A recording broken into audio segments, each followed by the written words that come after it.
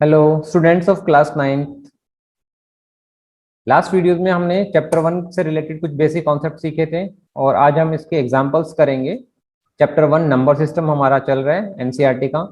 तो first example देखिएगा इसका पेज नंबर 3 पर एनसीईआरटी बुक में मैंने सामने लिख भी दिया है और आप बुक से रीड कर सकते हो, यहाँ से भी रीड कर सकते हो। Are the following statement true और false, give reason for your answer. Right, तो आपने देखा यहाँ पे कुछ पार्ट्स दिए हुए हैं, आपको बताना है कि वो ट्रू है कि फॉल्स है। फर्स्ट है every whole number is a natural number. तो आपको होल नंबर्स और नेचुरल नंबर्स के बारे में अगर पता होगा तो ही इसका आप अच्छे से आंसर कर पाओगे, उसका रीजन भी रीजन दे पाओगे। तो देखो, होल नंबर्स जीरो से स्टार्ट होते हैं, यहाँ से होल नंबर स्टार्ट होते हैं जीरो से, और नेचुरल नंबर 1 से स्टार्ट होते हैं। अब देखो, जीरो एक होल नंबर है, it is a whole number. क्या जीरो नेचुरल नंबर है? No, zero not a natural number. तो उसने स्टेटमेंट में क्या बोला है कि जितने भी होल नंबर्स हैं वो सारे नेचुरल नंबर्स हैं, बट हमने इसको फॉल्स दिखा दिया क्योंकि हमने जीरो एक ऐसा नंबर बता दिया कि होल नंबर तो है वो, बट वो नेचुरल नंबर नहीं है। So this statement is false. Second, come to every integer is a every integer is a rational number. अब आपको इंटीजर्स और रैशनल नंबर्स के बारे में अगर अच्छी से नॉलेज है तो आप इसका आंसर भी कर पाओगे। देखो, इंटीजर्स हमने लिखे थे सारे numbers including zero, all the numbers जो नेगेटिव वाले भी होते हैं, काउंटिंग नंबर्स के नेगेटिव वाले नंबर्स और होल नंबर्स को अगर आप इंक्लूड कर लो तो वो इंटीजर्स बन जाते हैं। और रैशनल नंबर्स आपने पढ़े थे लाइक 3/7 की फॉर्म में। कोई भी नंबर्स हो जो p/q की फॉर्म में लिखा जाए। मैं यहाँ पर एक नंबर लिख रहा हूँ 3/2। अब देखो, 3/2 एक रैशनल नंबर है, it is a rational number, but it is not an integer.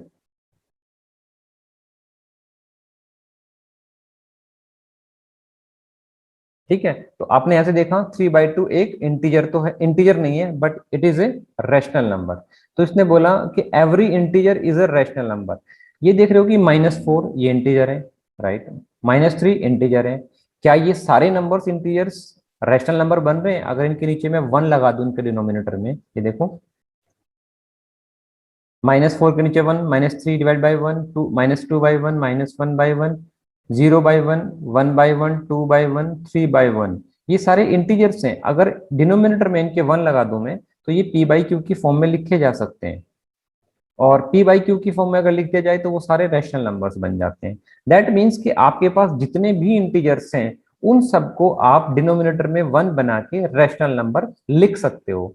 सो इसका स्टेटमेंट ये ट्रू है क्योंकि जितने भी इंटीजर्स हमारे पास हैं वो सारे रैशनल नंबर हो सकते हैं, एक्चुअली होते हैं। This statement is true.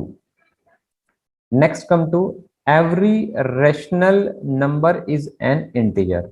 अब देखो, कहता है कि रैशनल नंबर, मैं बात करता हूँ, एक रैशनल नंबर मैंने आपको दे दिया, लाइक इट इज 4/5। ये एक रैशनल नंबर है। अब देखो, नंबर लाइंस में इंटीजर्स किस फॉर्म के होते हैं? वो सारे -4, -3, -2, -1, 0, 2, 3। इस कोई भी नंबर जो है 4/फॉर्म की फॉर्म का नहीं होगा, लाइक इस तरह से न्यूमरेटर में 4 आए, 5 आए, या 3/7 आए, 5/8 आए। ये सारे नंबर रैशनल नंबर्स की कैटेगरी में आते हैं, बट ये इंटीजर्स नहीं होते हैं। तो इसका मतलब जितने भी रैशनल नंबर्स होते हैं वो सारे इंटीजर्स नहीं हो सकते हैं। So this statement is also false. Now come to second example of NCERT. This is example number 2, page number 4. इसने बताया हुआ है कि find 5 rational numbers between 1 and 2। ये इंपॉर्टेंट क्वेश्चन है, थोड़ा ध्यान से समझना। हम पहले डिस्कस कर चुके हैं बेसिक कॉन्सेप्ट में कि 1 और 2 यानी कि कोई भी आपके पास दो इंटीजर देते अगर वो, तो उसके बीच में आप इनफाइनाइट रैशनल नंबर्स काउंट कर सकते हो।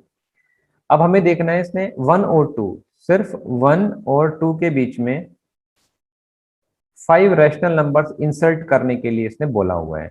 अब देखने में तो लग रहा होगा कि यार 1 के बाद तो सिर्फ 2 ही आता है, इनके बीच में तो कोई नंबर हो ही नहीं सकता, लेकिन इन दोनों के बीच में भी बहुत सारे अनकाउंटेबल या इनफाइनाइट नंबर, रैशनल नंबर्स आप इंसर्ट कर सकते हो। तरीका क्या होगा वो देखो। 1 को हम क्या करते हैं, डिनोमिनेटर 1 बना के लिख सकते हैं, ऐसे ही हम 2 को भी 2 डिवाइडेड बाय 1 लिख सकते हैं। ठीक है, अब इस वाले नंबर को हम न्यूमरेटर और डिनोमिनेटर में लेट 10 से मल्टीप्लाई कर दें, इधर भी 10 से इधर भी 10 से, सिमिलरली इधर भी 10 से और इधर भी 10 से। हमारा मेन मुद्दा क्या है कि जो इनका डिनोमिनेटर है ये सेम रहना चाहिए, अगर यहाँ पर 10 है तो यहाँ भी 10 रहना चाहिए। तो ये ध्यान रखना कि डिनोमिनेटर सेम हो उसका।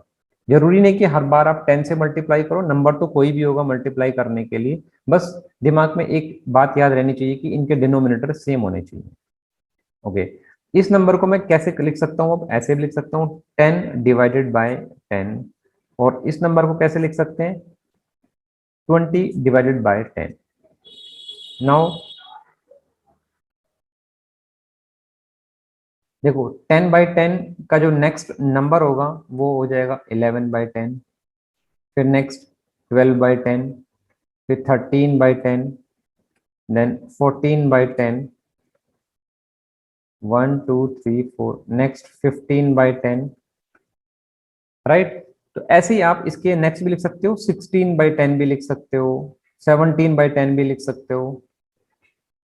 बट इसने क्वेश्चन में पूछा हुआ है कि आपको सिर्फ 5 रैशनल नंबर इंसर्ट करने हैं, तो फाइनली आपका आंसर क्या हो जाएगा, 1 और 2 के बीच में आप अगर नंबर डालना चाहो तो 1 और 2 के बीच में पहला रैशनल नंबर आप इंसर्ट कर सकते हो 11/10, नेक्स्ट 12/10, देन 13/10, नेक्स्ट 14/10, नेक्स्ट 15/10। है तो इनफाइनाइट नंबर्स, बट हमें 5 का ही आंसर देना है, so this will be the answer. ठीक है, अच्छा क्वेश्चन ये आता है, कई बच्चों के दिमाग में ये होता है कि हमने 10 से ही क्यों मल्टीप्लाई किया। देखो ये हमें क्वेश्चन पर डिपेंड करता है कि उसका डिनोमिनेटर कितना बड़ा बनाए, जिससे कि उसने जितने नंबर पूछे हमें वो हम आसानी से इसमें डाल सकते हैं। अच्छा कई बार दिमाग में आता है कि हमने जो है अगर 2 से मल्टीप्लाई कर दें तो फिर क्या होगा, देख लेते हैं। 1 और 2 के बीच में अगर मैं, जैसे कि मैंने ऊपर आंसर में आपको 10 से मल्टीप्लाई किया, अगर बच्चों के दिमाग में आता है कि मैं इसको 2 से मल्टीप्लाई कर रहा हूँ, देख लेते हैं करके 2, इसको भी 2 से करेंगे, इसको भी 2 से करेंगे, तो ये वाला नंबर बन जाएगा 2/2 और ये नंबर बन जाएगा 4/2। डिनोमिनेटर सेम है, ये बात आपको हमेशा याद रखनी है। नेक्स्ट 2 के बाद कौन सा नंबर आता है 3/2, नेक्स्ट 4/2, बट 4/2 हमारे पास ऑलरेडी है, यानी कि हमारे पास ऑप्शन कम हो गए, अब खत्म हो गए हैं कि हमारे पास सिर्फ एक ही नंबर बचा 3/2। तो हमें डिनोमिनेटर थोड़ा इस तरीके से लेना होगा, बड़ा डिनोमिनेटर लेंगे जिससे कि वो रिक्वायर्ड नंबर जितने उसने पूछे होंगे कम से कम वो हम पुट कर सकें। ठीक है, आप यहाँ पे अगर 6 भी ले लेते आई थिंक आपका काम हो जाता, लाइक अगर 1 × 1 और 2/1 है, तो मैं अगर 6 से मल्टीप्लाई कर दूं तब भी हमारा काम हो जाएगा। तो नेक्स्ट अगर मैं इसको लिख लूँ 1/6 एंड दिस विल बी 12/6, तो नेक्स्ट नंबर आ जाएगा 2/6, 3/6, 4/6, 5/6, 2 3 4 and 6/6. Oh, I'm sorry, it is 6/6. Sorry, this will be the 6/6 and this is 12/6. So next number will be 7/6, 8/6, 9/6, 10/6 and 11/6. तो अगर आप यहाँ पर 10 से मल्टीप्लाई ना करके 6 से कर लेते तब भी आपके 5 नंबर इजीली मिल जाते, बट मैंने बताया कि कम से कम आपको 5 चाहिए, ज्यादा हो तो कोई प्रॉब्लम नहीं है, आप आंसर सिर्फ 5 में दे दो। तो वो डिनोमिनेटर आपके ऊपर डिपेंड करता है, क्वेश्चन को देख के आपको कितने बड़े डिनोमिनेटर कितना बड़ा बनाना है, ये आप थोड़ा प्रैक्टिस करोगे तो समझ में आ जाएगा। ओके, तो एग्जाम्पल्स इसके एंड हो गए हैं, हम नेक्स्ट वीडियोस में इसकी एक्सरसाइज स्टार्ट करेंगे। आई होप कि आपको ये दोनों एग्जाम्पल अच्छे से समझ में आए होंगे, प्लीज इनको फिर से प्रैक्टिस करके देखना और एक्सरसाइज के क्वेश्चंस ट्राई करना। Okay, thank you very much to all of you.